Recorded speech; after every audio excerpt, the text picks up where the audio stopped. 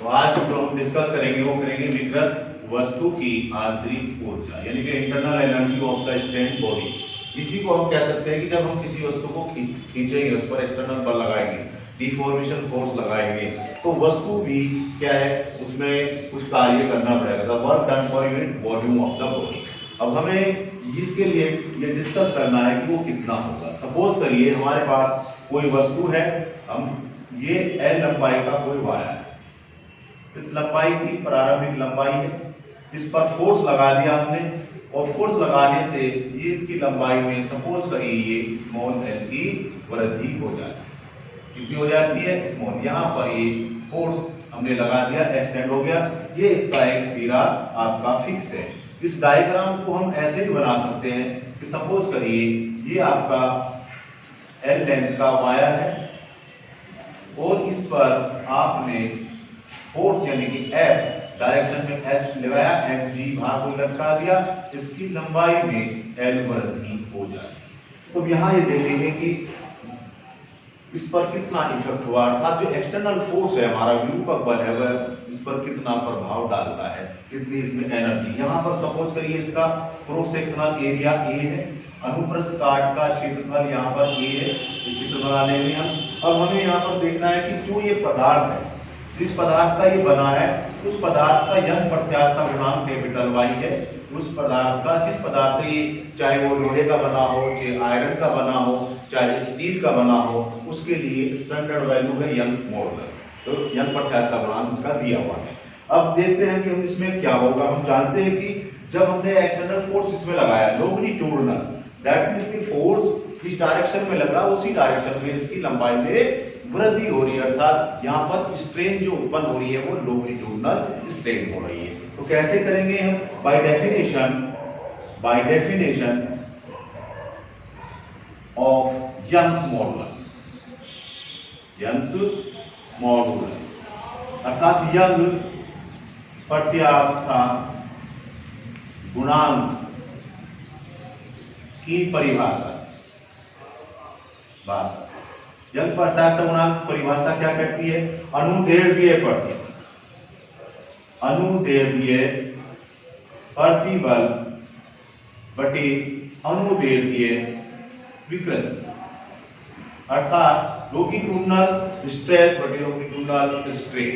अब हमें यहाँ पर लॉन्गिट्यूडिनल स्ट्रेस है, ये मालूम है, ये क्या है? लंबाई में परिवर्तन बटे प्रारंभिक लंबाई। यहाँ पर टोटल फोर्स अर्थात F is equal to y equal to F upon A, और स्ट्रेन क्या हो जाएगी आपकी? स्मॉल l बटे कैपिटल L, या यहाँ से आ जाएगा F upon A into capital L upon small l। इसका तात्पर्य क्या हो जाएगा? इसका तात्पर्य यहाँ से हमें फोर्स को फाइंड आउट करना है। फोर्स को फाइंड आउट करना, तो यहाँ से फोर्स कितना आ जाएगा? F बराबर, देखिए F बराबर YAL, यानी कि Y into A into small l बटे capital L। Equation number first. यह हमारा जो फोर्स लग रहा है, फोर्स इसमें एक्सटेंशन उत्पन्न कर रहा है, वो एक्सटेंशन कर रहा है, तो वो बल कितना होगा? Y into A into L, अर्थात यंग प्रत्यास्थ गुणांक, उसका क्रॉस सेक्शनल एरिया, और लंबाई में कितनी वृद्धि बटे प्रारंभिक लंबाई। अब इस बल के द्वारा सपोज करिए हमारे पास ये जो लेंथ है, इस लेंथ को ले लीजिए, कोई सा भी डायग्राम ले लीजिएगा, इसमें सपोज करिए सूक्ष्म लंबाई L, सूक्ष्म लंबाई L को खींचने में किया गया कार्य dw है।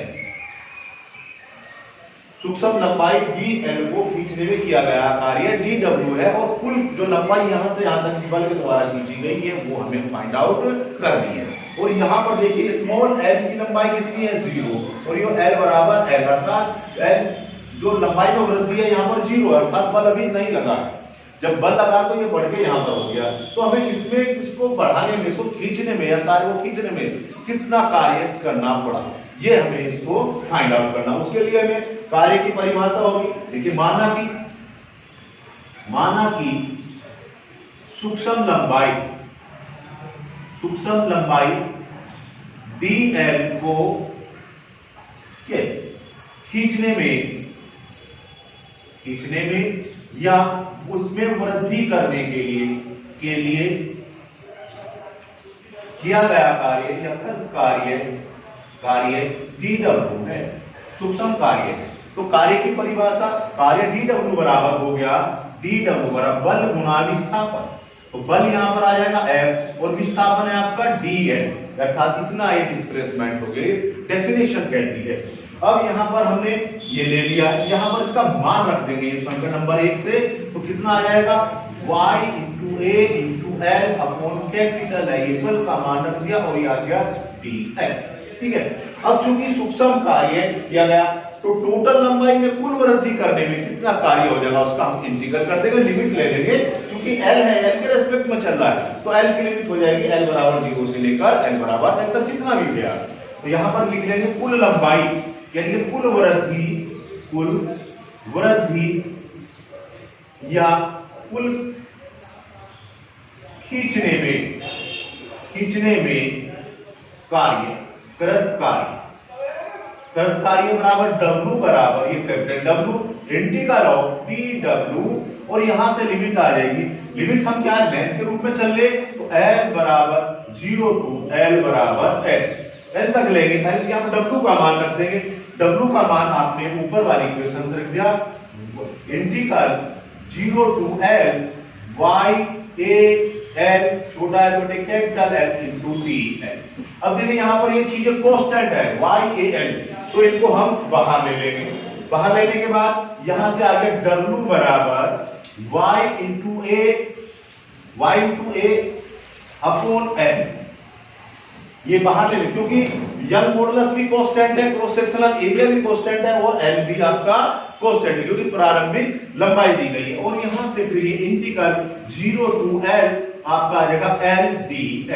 अब यहां पर L क्या है L स्क्वायर, तो यहां पर लिमिट लगा देंगे y a अपॉन L यानी कि L स्क्वायर और आ जाएगा 0 टू L, तो इसका जो फाइनल आ जाएगा y a upon L into L छोटा l स्क्वायर। तो यहां पर आपके पास ये आ गया W बराबर किया गया y into a into L square upon L। अब इसको हम थोड़ा सा और डिफाइन कर सकते हैं। डिफाइन कैसे कर सकते हैं, हमारे पास मालूम है, इसको थोड़ा सा यहाँ पर जो W आ गया हमारे पास, इसको रिराइट रखेंगे y into a into L ऐसे लिख सकते हैं, इसको कैपिटल L या L इंटू L, इसको रीराइट। तो यहां पर ये आपका 1/2 W आपके पास आ गया।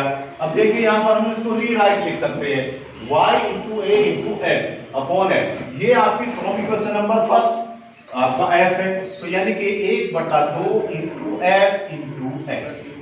ठीक है, इसका मतलब क्या हो गया, इसका मतलब ये हो गया कि हमारे पास जो तार को खींचा उसको तार को खींचने में कितना कार्य किया गया, कितना कार्य किया गया, देखिए इसका कार्य किया गया 1/2 गुना F क्या है यहाँ पर जो बल आपने लगाया, ठीक है ना, वो जो विरूपक बल था, विरूपक बल आपने डिफॉर्मेशन जो फोर्स अप्लाइड किया है इनटू लंबाई में वृद्धि, लंबाई में वृद्धि, ये आपका कितना कार्य आ गया।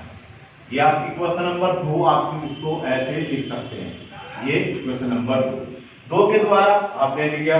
अब ये किया गया कार्य आ गया, ठीक है ना, या आप विरूपक बल, इसे विस्तार बल भी कह सकते हैं, टेंशन फोर्स, ठीक है ना। अब हमें यहाँ पर मालूम है कि F इंटू F जो आपका आया है, इसके द्वारा ये बल आपका बदलता चला जाएगा। यहाँ पर आपका जो बल था ये अनुदैर्ध्य प्रतिबल है, उसके बाद आपका अभिलंब प्रतिबल भी होगा और शियर स्ट्रेस भी होगा, ठीक है ना। तो यहाँ पर डिफरेंट 3 हमारे पास प्रतिबल है, तीनों बलों को हम लगाएंगे, तीनों बलों के अनुसार हम यहाँ पर कैलकुलेट करेंगे कितना कार्य है। अब बात करते हैं, सपोज करिए जो लंबाई है तार है उसका एकांक आयतन देखिए, एकांक आयतन कैसे निकल जाएगा, यानी कि एकांक आयतन का मतलब हो गया उसका एकांक आयतन, सॉरी आयतन ले लेंगे हम, एकांक आयतन कितना होगा A इंटू L, अर्थात क्षेत्रफल गुणा क्षेत्रफल में लंबाई गुणा चौड़ाई या मोटाई भी आ सकती है, इंटू लंबाई में वृद्धि, लंबाई में वृद्धि, ये आपको मालूम है इसका आयतन है।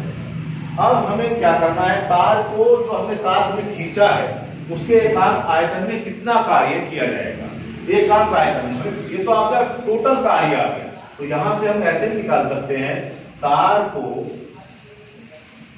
तार के एकांक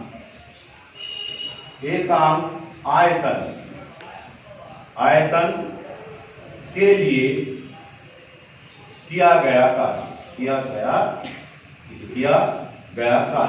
अब देखिए ये किया गया कार्य ये आपका विकृत ऊर्जा के रूप में रहता है, विकृत ऊर्जा या ऊर्जा घनत्व के रूप में भी साफ कह सकते हैं। ये आगे आपका U बराबर यानी कि W यानी कि यहां पर आ जाएगा कुल कार्य बटे आयतन। अब कार्य यहाँ पर W है और आयतन आपका V है, यानी कि आपने किया गया कार्य कितना आ जाएगा, ये U बराबर आ जाएगा, ये कार्य हो गया 1/2 इंटू F इंटू L और ये आपका V4 आपका आ गया A इंटू L ले लेंगे। ठीक है, L क्योंकि यहाँ पर प्रारंभिक लंबाई है, प्रारंभिक लंबाई के रूप में यानी कि वॉल्यूम जो है उसका प्रारंभिक वॉल्यूम लिया, चेंज इन वॉल्यूम नहीं लिया आपने, प्रारंभिक वॉल्यूम A इंटू आपका L। ठीक है, A for the area cross sectional area और उसकी कितनी लंबाई है प्रारंभिक में। अब यहां से थोड़ा सा इसको मॉडिफाई करते हैं, 1/2 ले लीजिएगा F upon A into small l बटे कैपिटल L। अब आप देखिए bye definition of F upon A stress कौन सा है, ये स्ट्रेस है ये आपका लॉन्गिट्यूडिनल स्ट्रेस अर्थात अनुदैर्ध्य प्रतिबल।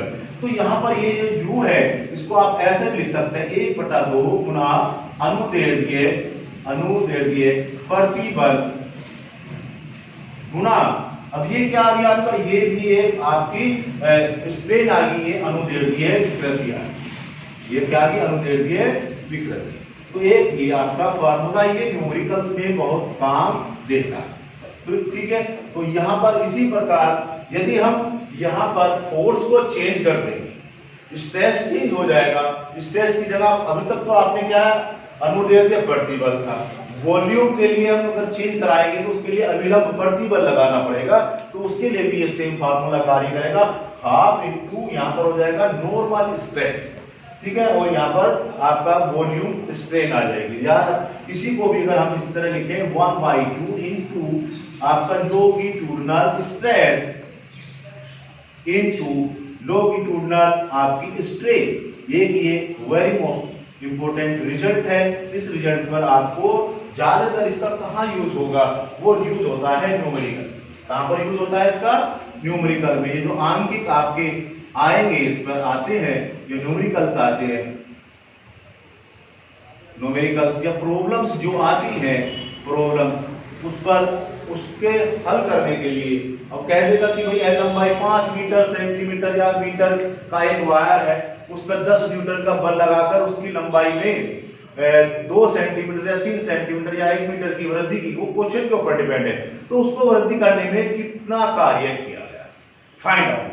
तब हम उसमें इस तरह से देखेंगे, जो भी तार दिया होगा चाहे वो स्टील का हो लोहे का, उसके लिए आपको यंग प्रत्यास्थ का गुणांक दिया होगा। ठीक है ना, तब उससे हम इस तरह से फाइंड आउट कर सकते हैं।